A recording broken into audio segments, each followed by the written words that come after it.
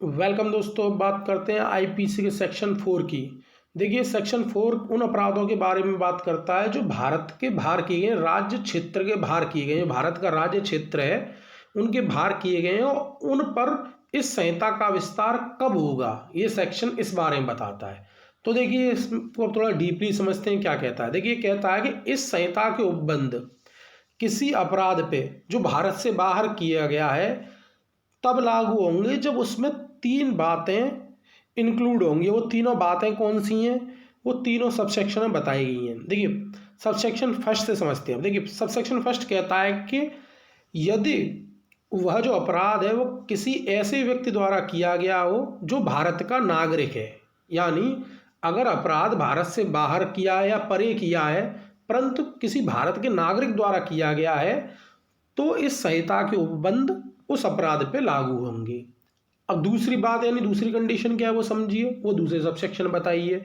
दूसरा सबसेक्शन कहता है कि अगर कोई अपराध किसी ऐसे पोत या विमान पर किया गया है और किसी व्यक्ति द्वारा किया गया है, यानी कोई पोत या विमान है जो भारत में रजिस्ट्रीकृत है और उस पर किसी व्यक्ति द्वारा अपराध किया गया है और वह अपराध चाहे फिर वह भारत से बाहर ही क्यों ना किया गया हो, तब जाके भारतीय दंड संहिता के जो उपबंध है उस पर भी लागू होंगे।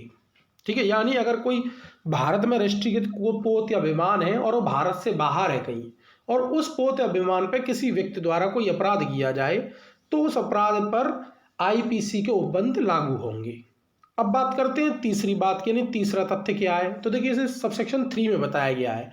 इसमें बताया गया है कि अगर किसी व्यक्ति ने कोई अपराध भारत से बाहर किया है परंतु भारत में स्थित किसी कंप्यूटर संस्थान को लक्ष्य बना के किया है, यानी कोई अपराध तो किया भारत के बाहर परंतु जो भारत के अंदर कोई कंप्यूटर है यानी कोई मशीनरी है, जो कंप्यूटर संस्थान है, आप जानते हो टेक्नोलॉजी का यूज करके वो अपराध किया है और वो टेक्नोलॉजी जो कंप्यूटर संस्थान वो भारत में है, तब ऐसे अपराध पर भारतीय दंड संहिता के उपबंध लागू होंगे। तो हमने 3 ऐसे तथ्य हैं जिनके माध्यम से हमने समझा कि अगर कोई अपराध राज्य क्षेत्र के बाहर भी हो रहा है तब भी उस पर इस संहिता का विस्तार होगा। अब बात करते हैं स्पष्टीकरण की, जो इस धारा में स्पष्टीकरण दिया गया है। तो देखिए, इसमें जो स्पष्टीकरण दिया गया है 2 शब्दों के बारे में स्पष्टीकरण दिया गया है। क में तो अपराध शब्द का स्पष्टीकरण बताया गया है और ख में कंप्यूटर साधन का स्पष्टीकरण बताया गया है। तो देखिए, अपराध शब्द को समझते हैं कि अपराध शब्द का स्पष्टीकरण में क्या बताया गया है। देखिए, इसमें बताया गया है कि ऐसा हर कार्य अपराध समझा जाएगा जो भारत से बाहर किया गया है, पर यदि अगर भारत में किया जाता तो इस संहिता के अधीन दंड नहीं होता। यानी ऐसा कार्य जो भारत से बाहर किया गया है पर अगर वो भारत में किसी व्यक्ति के द्वारा किया जाता तो उसे भारतीय दंड संहिता के अनुसार दंडनीय समझा जाता। उस कार्य को हम अपराध की श्रेणी में रखेंगे।